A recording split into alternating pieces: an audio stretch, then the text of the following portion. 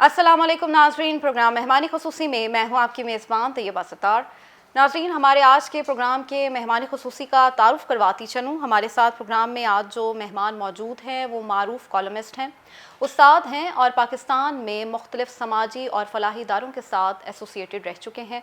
Programme में खुशामदीद कहती हूँ हाफ़िज़ ज़ुहैब तैयब साहिब को। Welcome sir. Thank you very much, बहुत शुक्रिया आपका। सबसे पहले ये बताइए कि आप कॉलम निगार कैसे बने? वो कौन सी ऐसी चीज़ें थी जिन्होंने आपको एक कॉलम निगार बना दिया? गुजारिश ये है कि मेरे वालिद साहब भी चूँकि सहाफ़त से उनका ताल्लुक़ था और घर में शुरू दिन से ही हम जब आँख खुली और फिर जवान होने तक उन्हें देखते रहे सहाफ़त से, और तो वालिद साहब मेरे चूँकि आइडियल थे और जब से ही मेरे जहन में और शख्सियत के अंदर और मैंने जो है वो अपना गोल बना लिया था कि मैंने बड़ा होके जो है वो अब्बा जी जैसा कलमकार बनना है, सहाफ़ी बनना है। क्या बात तो बचपन से ही ये सारी घर में भी चूँकि तरबियत वालिद साहब के साथ चल रही थी, तो वो जो वालिद साहब का जो किरदार था उसने मुझे तहरीक दी और मैं इस अल्लाह पाक ने मेहरबानी करके जो है वो मुझे इस नतीजे पर पहुँचाया। ज़ुहैब साहब, ये बताइए कि आपने अपने करियर का आगाज़ कैसे किया था? मैंने अपने करियर का आगाज़ वैसे तो चाय के होटल पर चाय बनाने से किया। क्या बात है। और बड़ा टफ़ एक रूटीन आई, चूँकि हालात जो हैं वो इंसान के तब्दील होते रहते हैं। कुछ ऐसे भी हालात आए कि बड़ी जबर मुशक्क़त और सख्त दिन थे, और शायद वो दिन ना आते मेरी ज़िंदगी में तो मैं आज यहाँ ना बैठा होता। बिल्कुल सही। वो कुछ इस तरह था कि अचानक से घरेलू हालात ख़राब हुए और फिर मुझे पढ़ाई के साथ साथ दो नौकरियां करनी पड़ी। चाय के होटल पर चाय बनाना पड़ी और उर्दू बाज़ार में पुरानी किताबों के स्टॉल पर किताबें बेचना पड़ी। तो मेरा जो प्रोफेशनल लाइफ का आगाज़ है वो तो चाय के होटल पर चाय बनाने से शुरू होता है। और फिर साथ साथ चूँकि मैंने अर्ज़ किया कि शुरू दिन से ही वालिद साहब चूँकि ख़ुद कलमकार थे, सहाफ़त के साथ वाबस्ता थे, तो गोल भी अल्लाह ने मेहरबानी की कि शुरू से ही हमने बना लिया था। तो साथ साथ जो है वो चाय के होटल से सफ़र होता हुआ आज इस मुकाम पर। ज़ुहैब साहब, आप उस्ताद भी हैं, तो बतौर उस्ताद आप किस मौजू पर, किन मौज़ूआत पर आप लेक्चर्स देते हैं मुख्तलिफ़ इदारों में? जैसे आपने बताया कि आप मुख्तलिफ़ समाजी इदारे हैं पाकिस्तान में जिनके साथ एसोसिएटेड रह चुके हैं और अभी भी काम कर रहे हैं, तो किस हवाले से आप लेक्चर देते हैं? बेसिकली तो कुछ इदारे हैं जहाँ पर इस्लामिक स्टडीज़, चूँकि मैं ख़ुद तालिब इल्म हूँ इस्लामियात का, इस्लामी फ़िक्र व तहज़ीब, इस्लामिक थाट एंड सिविलाइजेशन का, और मेरा जो एरिया ऑफ इंटरेस्ट है बेसिकली, मैंने वैसे तो नफ्सियात, क्रिमिनोलॉजी, एंथ्रोपोलॉजी और इन जैसे कई उलूम पे अल्लाह का शुक्र है दस्तरस तो नहीं मैं कहूँगा, तालिब इल्म हूँ मैं उसका, लेकिन ज़्यादातर जो मेरा एरिया ऑफ इंटरेस्ट है वो इस्लामिक स्टडीज़ है और उसी को लेकर जो है वो मैं इदारों के अंदर पढ़ा रहा हूँ। आपने पुलिस की ट्रेनिंग के हवाले से कॉलम लिखे, शोबा सेहत पर भी काफ़ी सारे कॉलम्स लिखे हैं। पुलिस के जो हमारी मौजूदा हुकूमत है उसने कितनी तब्दीलियां की हैं पुलिस की तरबियत के हवाले से, कौन सी नई पॉलिसीज़ बनाई हैं, और जो थाना कल्चर है उसमें कितना चेंज आया है? मेरा जी, मैं तकरीबन 10 साल हो गए कलम के साथ वाबस्ता हूँ, और मेरा जो area of interest column writing के अंदर है वो सोशल इश्यूज़ हैं, और बिलखसूस उसमें महकमा सेहत और पुलिस और इंसाफ है। उसमें बेसिकली जो हमारा थाना कल्चर है उसके अंदर कई बेहतरियाँ आई हैं मौजूदा हुकूमत ने, और मौजूदा हुकूमत से पहले भी पुलिस के अंदर जो है वो ट्रेनिंग का शोबा जो है वो कायम हो गया था, और उसके तहत हमें जो पुलिस रिफॉर्म्स हैं उसके अंदर बहुत बेहतरी देखने को मिली हैं, और ट्रेनिंग का शोबा बड़े अच्छे तरीके से जो है वो काम कर रहा है। और मेरा ख़्याल है कि इसी तरीके से वो काम करता रहा तो पुलिस जो है वो वाकई मिसाली पुलिस पाकिस्तान की कहलाएगी। बिल्कुल सही, क्योंकि पुलिस का शोबा जो है ख़ास तौर पे ज़ुहैब साहब कहा जाता है कि जी सोसाइटी के प्रोटेक्टर्स हैं ये, लेकिन उनकी जो ट्रेनिंग है, उनकी तरबियत के हवाले से जो जितनी भी हुकूमतें आईं पहले माजी में, उन्होंने कोई ख़ास इस हवाले से पॉलिसीज़ नहीं तैयार की थी। तो ये बड़ी अफसोसनाक चीज़ भी है, कलमिया भी है हमारे मुल्क में। तो बहरहाल हम उम्मीद करते हैं कि हमारी पुलिस जो है वो इंशाल्लाह मुस्तकबिल में बहुत अच्छी परफॉर्मेंस। चूँकि मैंने अर्ज़ किया मेरा पुलिस और सेहत दो शोबे ऐसे हैं जिनके साथ डायरेक्ट रब्ता रहता है, वाबस्तगी है कॉलम राइटिंग के हवाले से। تو میں نے دیکھا ہے کہ آج کی پولیس کل کی پولیس سے بہت بہتر ہوئی ہے. آج پولیس کے اندر احتساب کا نظام ہے. اور دوسرا مسئلہ یہ ہے کہ پولیس کا جہاں تک تعلق ہے یہ بھی تو ہم میں سے ہی ہے نا. بالکل صحیح. تو یہ بھی ہمارے ہی لوگ ہیں, ہمارا کوئی ماموں ہے, ہمارا کوئی چچا ہے, ہمارا کوئی تایا ہے, ہمارا بھائی ہے, ہمارا کزن ہے. تو بیسیکلی جب تک, لیکن اس میں ایک ایک گزارش کروں کہ جب تک ہمارا رویہ ٹھیک نہیں ہوتا, ہم خود جا کر پولیس کو تھانے میں جا کر جو ہے وہ رشوت کی پیشکش کرتے ہیں اور ناجائز مقدمات کراتے ہیں, اور اس طرح کی ساری, شہر کے اندر تو بہت کم ہو گیا, لیکن ابھی گاؤں دیہاتوں کے اندر دور دراز علاقوں میں کسی کو دبانا ہوتا ہے تو اب بھی جو ہے وہ یہی سارا کچھ کلچر جو ہے وہاں پر ہے. بالکل صحیح. تو جب تک ہم ٹھیک نہیں ہوتے, خود احتساب بھی جو ہے وہ بہت بڑا, ہم صرف کسی ایک شعبے کو برا کہنے سے کوئی فرق نہیں پڑے گا جب تک ہم ٹھیک نہیں ہوں گے, اور جب ہم ٹھیک ہو گئے تو میرے خیال ہے پھر سارے ٹھیک ہو جائیں گے. زہیب صاحب, ہمارے معاشرے میں بڑھتے ہوئے جرائم کیا وجوہات ہیں ان کی, اور خاص طور پر جو عورتوں کے حوالے سے جو بہت زیادہ آج کل کیسز آ رہے ہیں ہراسمنٹ کے, اور جو ہم روزمرہ معاشرے میں دیکھتے ہیں ظلم بڑھ رہا ہے, فرسٹریشن لوگوں میں بہت زیادہ بڑھتی جا رہی ہے, کیا اس کی پیچھے وجوہات کیا ہیں اور کیوں لوگ اتنے فرسٹریٹڈ ہو گئے ہیں, کہاں سے یہ سب چیزیں آتی جا رہی ہیں ہمارے معاشرے میں؟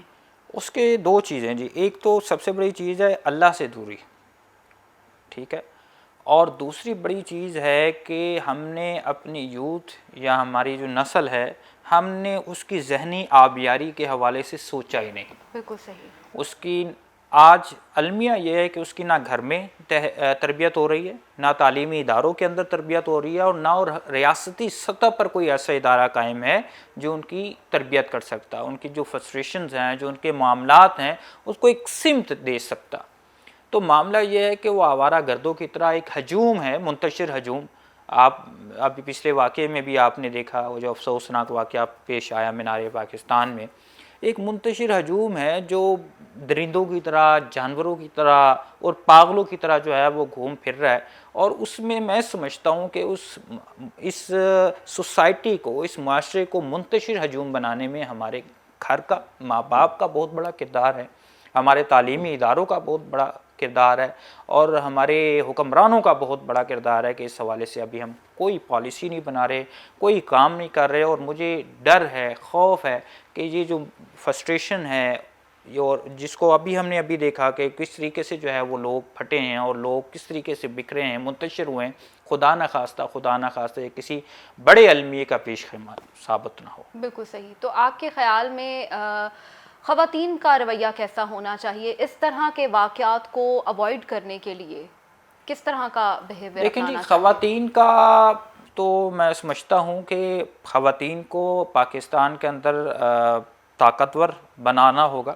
اور ابھی دیکھیں اس واقعے کے بعد کوئی ایسے روزانہ مجھے چونکہ واٹس ایپ پہ ایسے کیسز ہو رہے ہیں کہ اب خاتون جو ہے وہ صرف کمپلین کر رہی ہے اور دوسرے جو شخص ہے اس پہ پرچہ ہو رہا ہے اور اس کے خلاف قانونی کارروائی ہو رہی ہے. میرے خیال میں اگر کوئی 4-5 ایسے لوگوں کو سخت سزا دے دی جائے تو میرے خیال میں ہماری جو ماں ہے, ہماری بہن ہے, ہماری بیٹی ہے پاکستان کی, وہ محفوظ ہو جائے گی انشاءاللہ العزیز. کیا پاکستان میں اس حوالے سے افراد کی جو نفسیاتی ٹریننگ جس کو ہم کہتے ہیں, اس حوالے سے کیا کوئی ادارے بنائے گئے ہیں جو لوگوں کی فرسٹریشن کو کم کر سکیں, لوگوں کو موٹیویشن دے سکیں؟ کیونکہ زندگی گزارنے کے لیے موٹیویشن بہت ضروری ہوتی ہے, لیکن ہماری نوجوان نسل میں جو بہت ختم ہوتی جا رہی ہے, بہت کم ہو گئی ہے لوگوں کے اندر, اور لوگوں کے اندر بہت زیادہ نا امیدی پیدا ہو گئی ہے جس کو کہتے ہیں پیسمزم, بہت زیادہ لوگوں میں آ گیا ہے. تو کس طرح سے, کون سے, کیا حکومت نے اس حوالے سے کوئی کام کیا ہے اب تک آپ کے خیال میں؟ اور آپ جب لیکچرز دیتے ہیں لوگوں کو تو کس حد تک وہ اثر انداز ہوتے ہیں؟ حکومت کی لیول پہ تو ایسا کوئی ادارہ میری نظروں کے سامنے سے نہیں گزرا. ہاں البتہ کئی ایسے لوگ ہیں جیسے قاسم علی شاہ صاحب ہیں, اور ان کی فاؤنڈیشن ہے, وہ اس حوالے سے کافی کام کر رہی ہے اور بڑا جو ہے مثبت جو اس پہ رزلٹ ہیں, نتائج ہیں, بڑے اچھے مل رہے ہیں. اور میں بھی جب بات کرتا ہوں, دیکھیں اس وقت بیٹھا ہوا جو ہم جب بات کر رہے ہوتے ہیں وہ اس وقت تو اس پہ اثر انداز ہو رہی ہوتی ہے, لیکن وہ جیسے ہی دوبارہ اس معاشرے میں نکلتا ہے جہاں پر ظلم ہے, جہاں ناانصافی ہے, جہاں مہنگائی ہے, وہ ہماری کئی بھی بات کہیں پیچھے رہ جاتی ہے. بالکل صحیح. اور وہ بیچارہ دوبارہ سے اس گڑھے کے اندر جو ہے وہ دبتا جاتا ہے اور پھر دوبارہ سے اسی راہ کا مسافر بن جاتا ہے۔ ضرورت اس امر کی ہے کہ بطور ریاست حکمرانوں کو اس بات پہ سوچنا چاہیے کہ جو انسانوں کے حقوق ہیں، جو ضروری حقوق ہیں، جس طرح روزگار ہے، جس طرح روٹی ہے، جس طرح گھر ہے اور جس طرح صحت ہے، وہ انہیں جو ہے بیسک رائٹس انسانوں والے کہ زندگی گزارنے کے لیے، زندہ رہنے کے لیے، وہ ان تک باہم پہنچائے جائیں۔ اور میرا خیال ہے کہ اگر وہ پہنچ گئے ان تک تو میرا خیال ہے کافی حد تک ہم کمی دیکھ سکتے ہیں اس بارے میں۔ زہیب صاحب یہ بتائیے کہ آپ نے ایک اسکیم شروع کی، مفت روٹی اسکیم، کووڈ کے دنوں میں خاص طور پر آپ نے اور آپ کے کچھ ساتھیوں نے مل کر اس بڑے زبردست پروگرام کا آغاز کیا، تو یہ شروعات کیسی تھی؟ جب کووڈ آیا پاکستان کے اندر تو ہم نے دیکھا کہ کئی ایسے لوگ جو سفید پوش تھے اور جو اللہ کے سوا کسی کے آگے ہاتھ نہیں پھیلا سکتے تھے، ہم نے ان کو بھی، میں ذاتی طور پر اس چیز کا گواہ ہوں کہ وہ لوگ بیچارے سوکھی روٹی لیتے تھے ریڈی والوں سے اور اس کو پانی میں بھگو کر اپنی بھوک مٹاتے تھے۔ تو چونکہ اس کی جب کووڈ آیا مارکیٹس بند ہو گئی ہیں اچانک سے، ایک دکانیں بند ہو گئیں، ریڈی والوں کے ریڈی ختم کر دیے گئے، تو اس میں کئی لوگ بے روزگار ہوئے، اور بے روزگاری کی وجہ سے چونکہ وہ جو ہمارے پاکستانی جو معاشرہ ہے، سوسائٹی ہے، اس میں 80% ایسے لوگ ہیں جو دہاڑی دار ہیں، جو روزانہ کی دہاڑی کماتے ہیں تو ان کے گھر میں چولہا جلتا ہے، ان کے بچے روٹی کھاتے ہیں۔ تو ان سفید پوشوں کی مشکلات کو دیکھتے ہوئے ہم نے ایک مفت روٹی اسکیم، بیسکلی یہ ہم نے ترکی سے جو ہے یہ ماڈل لیا تھا کہ اس میں یہ ہوتا تھا کہ وہاں پر جو صاحب حیثیت ہوتا تھا کہ اگر وہ 10 روٹی لے کے جا رہا ہے تو 2 روٹیاں وہ اضافی رکھ جاتا تھا کہ وہ سفید پوش یا ضرورت مند لے جاتے تھے۔ ہم نے اسی ماڈل کو یہاں پر نقل کیا الحمدللہ پاکستان کے اندر، لاہور سے ہم نے اس کا آغاز کیا، اپنی مدد آپ کے تحت، ابھی بھی اپنی مدد آپ کے تحت ہم اس کام کو کر رہے ہیں کچھ دوستوں کے ساتھ۔ تو اس میں ہوتا یہ ہے کہ ہم ایک تندور مختص کر لیتے ہیں اور اس پہ ہم نے ایک فلیکس بنائے ہوئے ہیں کہ اگر آپ کے پاس روٹی کے پیسے نہیں تو فکر کس بات کی، آپ یہاں سے اپنے اور اپنے بچوں کے لیے مفت روٹی لے کے جا سکتے ہیں۔ کیا بات ہے۔ اور وہاں پر پھر ہم نے کچھ گلے بنا کر تندوروں پہ رکھ دیے ہیں اور اس میں ہم انیشیلی رقم 10,000 15,000 اس میں ڈال کے وہ تندور مالک کے حوالے کر دیتے ہیں۔ وہ غلہ ہم اس کو یہ کہتے ہیں کہ بھئی ہم نے نہیں پوچھنا آپ کو، آپ اور آپ کے اللہ کا معاملہ ہے یہ، ٹھیک ہے، اور اللہ کی مخلوق کا معاملہ ہے۔ تو الحمدللہ ہمارے اب پاکستان میں سینکڑوں ایسے تندور ہیں جہاں پر یہ شروع ہو چکا ہے، اور بلکہ میں بڑی مزے کی بات بتاؤں، کل یا پرسوں طالبان حکومت کے جو ترجمان ہیں انہوں نے بھی ایک ٹویٹ کیا ہے کہ افغانستان کے جو دارالحکومت ہے کابل، وہاں پہ بھی ہمارا یہ آئیڈیا جو ہے وہ ایک نوجوان نے اس کو اختیار کیا اور وہاں شروع کیا الحمدللہ۔ شعبہ صحت میں آپ نے لکھا، بے شمار موضوعات پر آپ نے جو ہے وہ ویسے تو کالمز لکھ چکے ہیں، لیکن صحت کے حوالے سے خصوصاً آپ نے کافی کچھ لکھا ہے۔ پاکستان میں صحت کے شعبے میں آپ کے خیال میں کیا تبدیلیاں لانے کی ضرورت ہے؟ بڑی بدقسمتی کے ساتھ کہتا ہوں کہ ہم سمجھتے تھے کہ پولیس کے اندر تبدیلی نہیں آ سکتی، لیکن پولیس کے اندر تبدیلی آ گئی، لیکن شعبہ صحت جو ہے وہ مزید ابتر ہوتا جا رہا ہے۔ اب ابھی بھی آپ دیکھ لیں ہاسپٹلس کے اندر جو جنرل لوگ ہیں، مریض ہیں، انہیں وہ تڑپتے ہوتے ہیں، ان کے لواحقین ذلیل ہو رہے ہوتے ہیں، اور عام ابھی لیٹسٹ نیوز ہے کہ اس میں کرونا کی آڑ میں صحت کے جو شعبہ ہے پنجاب کا، اس میں کئی افسروں نے بہتی گنگا جمنا سے وہ کرپشن کی آڑ میں ارب روپے ڈکار لیے۔ زہیب صاحب، پروگرام کے اختتام میں آپ نوجوان نسل کو کیا اویئرنیس میسج دینا چاہتے ہیں؟ میں نوجوان نسل سے پہلے اپنے والدین کو یہ پیغام دینا چاہتا ہوں کہ خدا را یہ ہماری آئندہ آنے والی نسل ہے، ہمارے یہ قوم کے معمار ہیں، ہمیں گھر میں ان کی تربیت، پہلے جو ہمارا کلچر ہوتا تھا، نانا نانی کا کلچر، دادا دادی کا کلچر، وہ سکھاتا تھا۔ بالکل صحیح۔ اب میں سخت دلی کے ساتھ یہ الفاظ کہہ رہا ہوں کہ جب سے انڈیویجول سسٹم آیا، فیملی سے کٹ ہوئے لوگ، اس کی وجہ سے مائیں ابھی بڑی ابرار الحق پہ بھی ابرار الحق نے بات بڑی زبردست کی تھی کہ پہلے بچوں کو مائیں جو ہے وہ لا الہ الا اللہ کی لوری سنایا کرتی تھی، ٹھیک ہے، اور آج کل جو ہے وہ مائیں جو ہیں وہ موبائل ہاتھ میں پکڑا دیتی ہیں بچوں کو، اور بچوں کو صرف پوئمز نہیں ہے، پھر بچوں کے مالکانہ حقوق ہو گیا نا موبائل، وہ جو مرضی دیکھیں، اور اس کی وجہ سے یہ جو سارے معاملات ہیں وہ کریٹ ہو رہے ہیں، تو ماں کو بالخصوص ماں جو ہے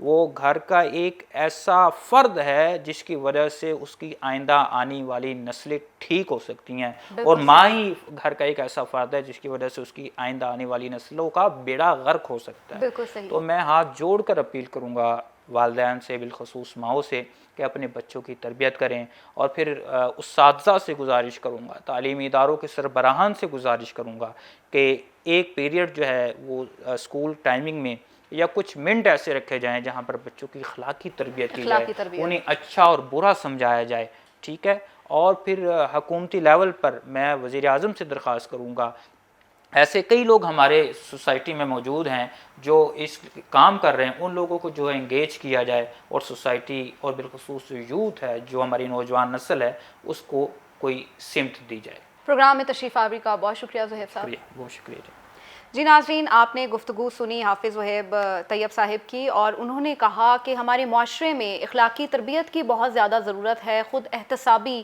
بہت ضروری ہے۔ جب تک ہم اپنا احتساب نہیں کریں گے ہم دوسروں کو بلیم نہیں کر سکتے۔ اپنی زندگی میں اگر ہم تبدیلی چاہتے ہیں تو اس کے لیے ہمیں اپنی ذات کے لیے اکاؤنٹیبل ہونا پڑے گا۔